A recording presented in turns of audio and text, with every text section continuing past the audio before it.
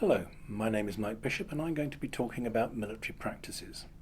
Throughout the Roman period in Britain, the army was always prominent, both in real life then and in the archaeological record now. Roman weaponry underwent a gradual but continuous process of evolution, so that broad date ranges are always apparent from finds. One of the best known monuments depicting the Roman army, Trajan's Column, not only artificially fixes what the Roman army looks like in our minds, but also gives an impression of uniformity that all our other sources suggest is illusory. Military organisations centred around the legions, each of around 5,000 Roman citizens in the 1st century AD, but probably far fewer by the late Roman period. They were equipped as heavy infantry, fighting in close order.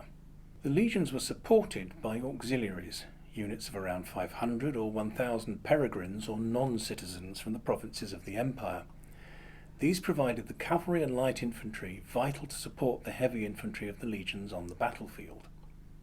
Auxiliary cavalry originated amongst horse-riding provincial elites, and their main functions were reconnaissance, communication, and mopping up on the battlefield once an enemy had turned and fled.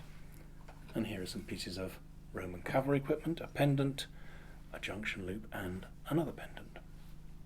Besides land-based troops, the various fleets included marines whose equipment was similar enough to that of legionaries that legions could in fact be raised from them in times of crisis. This was in fact the origin of Legio Secunda Adjutrix, who were based at Lincoln and then Chester during the 1st century AD. The army projected its force through its weapons.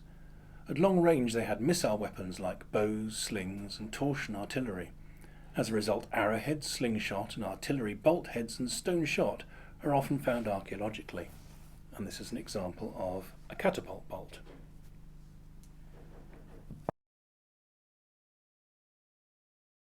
At closer range, the missile weapons were primarily the light javelin or lancea and the heavy javelin or pilum, the latter being exclusively employed by legionary infantry. Here's an example of a javelin head. Again, javelin heads and pilum components are common. In hand-to-hand combat, all troops used shafted weapons as thrusting spears.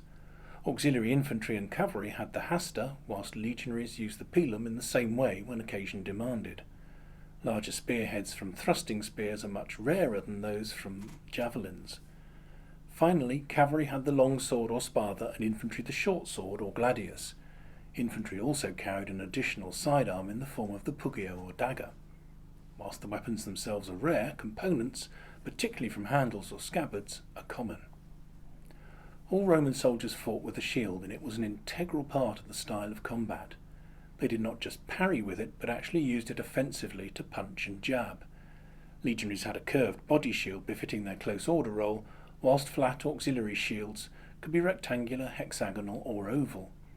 Armour of various types was worn in varying amounts according to the role of the individual, but all soldiers wore helmets.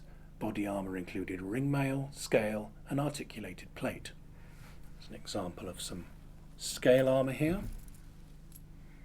and a piece of plate armour, one of the fittings.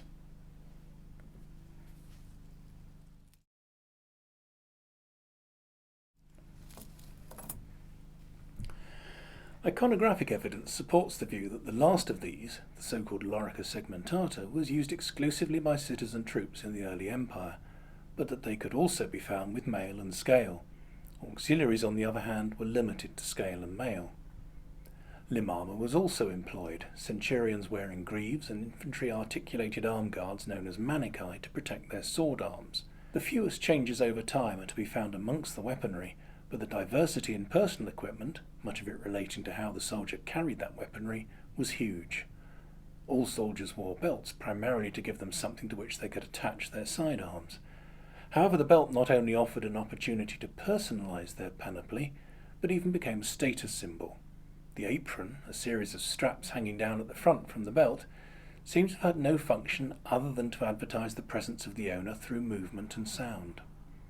Status was similarly reflected by military tunics, normally worn above the knee in the 1st and 2nd centuries AD, and by hobnailed boots. Tunics, even fragments, are seldom found in temperate regions, but hobnails are common finds, whether by themselves, on soles, or even as imprints on brick and tile. Hobnails are also a consistently useful indicator of battlefield sites, as has now been shown by a number of continental sites. Because of the way the army handled equipment supply, requiring soldiers to pay for their own equipment, there was always a scope for a degree of individualization amongst most military artifacts. Whilst the soldier could get everything he needed from the army and then repay them through deductions from his wages, he also had the scope to buy items from private traders, if he could afford it. Such items are thought to be indicated by makers' stamps. Any site occupied by the Roman army was also a focus for vast amounts of material that was not specifically military, but was nevertheless regularly used by them. The need for detailed record-keeping meant not only widespread use of papyrus and wooden tablets for inked documents, but also wax tablets for note-taking and less permanent records. Similarly, nibs from ink pens and styli from wax tablets are known. This is just one instance where there is an overlap between civilian and military artifacts. Another example is the frequency of items associated with transport, particularly cart fittings. In a military context, they belong to the army. In the civil sphere, however, identical fittings would undoubtedly be identified as civilian. And this is an example of a terret from cart harness. We know the army manufactured much of their own equipment since we have literary sources and papyri that tell us so, but it is generally assumed that there was also a private market supplying troops who could afford something a little special above and beyond what the army could provide. The Roman army also practiced recycling to a degree that is unfamiliar in modern societies. Copper alloy could always be melted down and iron reprocessed at the forge. This meant close attention was paid to the repair of equipment and most especially cannibalization, whereby damaged or defective items could be repaired with components from other donor objects. To understand actual finds of equipment, we must look at the question of deposition. The ways in which military equipment was deposited governs the selection of finds we get to see in two quite distinct ways. First, any sort of selection, whether deliberate or accidental, is a limiting factor. Thus, organic components like leather and wood, both used in Roman tents, are only likely to survive in exceptional, usually anaerobic conditions.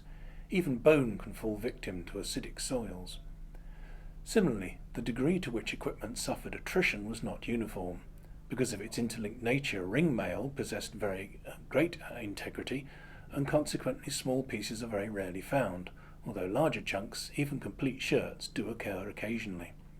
Scale was more vulnerable, so finds of scales are quite common, but nowhere near as frequent as fittings from lorica segmentata.